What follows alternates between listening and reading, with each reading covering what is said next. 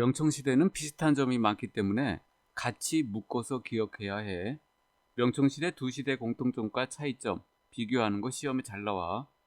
명청시대 곡창지대였던 창장강 하류 지역은 뽕, 면화, 차 등의 상품작물을 재배했고, 창장강 중상류 지역은 쌀 생산의 중심지가 되었어.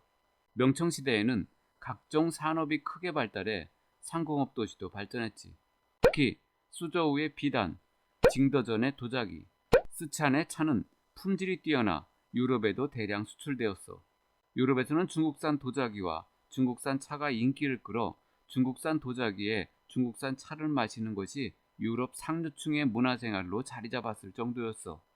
또 명청시대에는 농업과 상공업의 발달로 각종 상품을 전국으로 유통시키는 대상인 집단이 성장했지.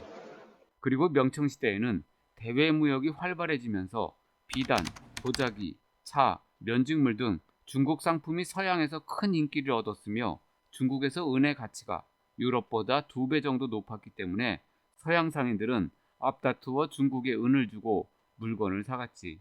그 결과 중국으로 전 세계에 은이 대량으로 들어와 은이 기본화폐로 사용됐고 세금 납부의 수단이 되기도 했어. 중국으로 은이 들어온 거야. 은이 다른 나라로 빠져나갔다고 하면 틀려. 대외 교역으로 받은 은이 명청에 넘쳐나자 명은 일조 편법, 청은 지정은제를 시행해 세금을 단순화시켜 은으로 납부하게 했어. 명은 일조 편법을 시행해 여러 세금을 토지세와 인도세, 즉 1인당 세금으로 단순화시켜 은으로 납부케 했으며, 청은 지정은제를 시행해 인도세를 토지세에 포함시켜 은으로 납부케 했어. 즉 인도세는 폐지되고 토지세만 납부하면 됐지. 인도세는 잘 살든 못 살든, 즉 경제적 차이를 고려하지 않고 모든 사람에게 똑같이 적용되는 세금이었어. 무조건 출생과 동시에 내는 세금이었지. 명나라 때에는 인도세를 부과했기에 세금을 피하기 위해 호족에 이름 올리는 것을 꺼려했어. 그 결과 명나라 때에는 공식적으로 인구가 감소했으나, 청나라 때에는 인도세를 폐지하자 세금을 피하기 위해 호족의 이름을 안 올리던 움직임이 사라져 인구가 폭발적으로 증가했지. 즉 숨어있던 인구가 그대로 나오게 된 거야. 너희들 신사숙녀 여러분, 영어로 Ladies and Gentlemen 이라는 말 들어봤지? 한자로 신사는 영어로 젠틀맨이야. 또 신사의 품격이라는 드라마도 있었고, 일반적으로 신사는 교양과 예의를 갖춘 남자를 가리키는 말이지. 신사적이다라는 말도 있지. 매너가 좋다는 뜻이거든. 원래 신사는 중국 명나라 청나라 시대에 지방의 세력가인 사족을 가리키는 말이었어. 즉 신사는 명청시대의 사회 지배계층으로 과거에 합격해 중앙관리가 되거나 지방관리가 되었지.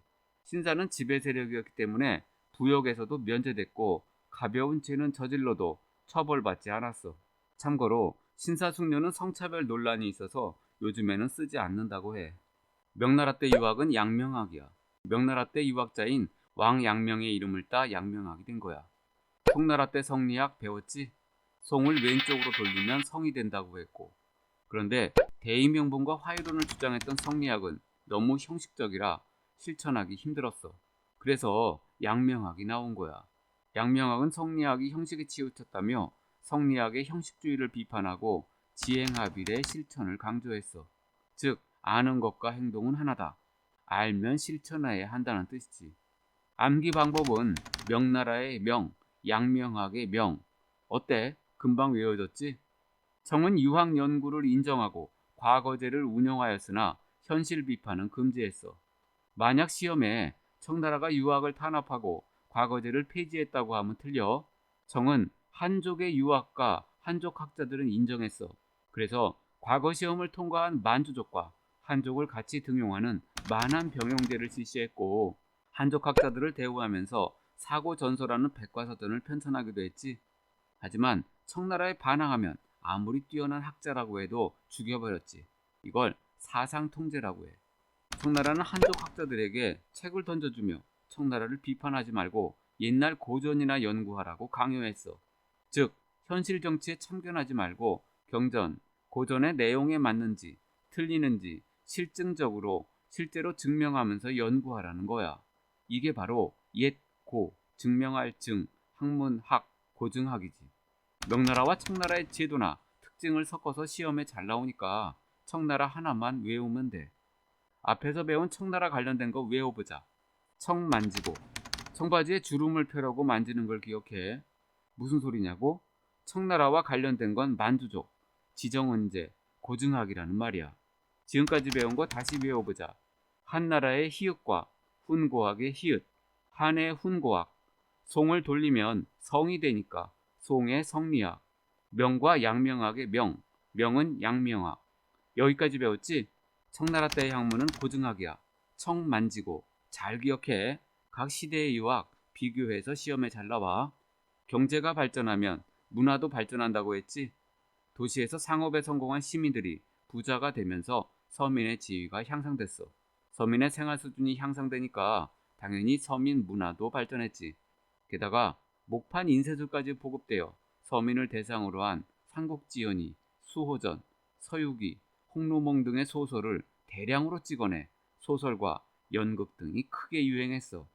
15세기 이후 유럽인들이 신항로 개척을 통해 아시아 무역에 적극적으로 참여하면서 중국의 대외 무역이 발전했어. 명청시대 건국 초기에는 강력한 해금 정책을 펼쳤으나 중기 이후에는 일부 항구를 개방하고 해외 무역을 허용하였지. 명나라 말부터 서양, 즉 유럽 선교사들이 들어와 크리스트교뿐 아니라 대포제조, 천문학, 역법, 수학, 지리학 등 서양의 과학과 기술을 소개했어. 반대로 중국의 사상과 문물이 유럽에 전해지기도 했지. 특히 선교사 마테오 리치는 세계 지도인 고뇨만국전도를 제작했지. 고뇨만국전도는 유럽의 지리적 지식을 바탕으로 세계를 5대륙으로 나누어 그렸어. 중국은 세계 5대륙의 일부였던 거지. 중국이 세계의 중심이라고 생각했던 중국인에게는 충격이었겠지. 따라서 고뇨만국전도는 중국인의 세계관을 변화시켰던 거야.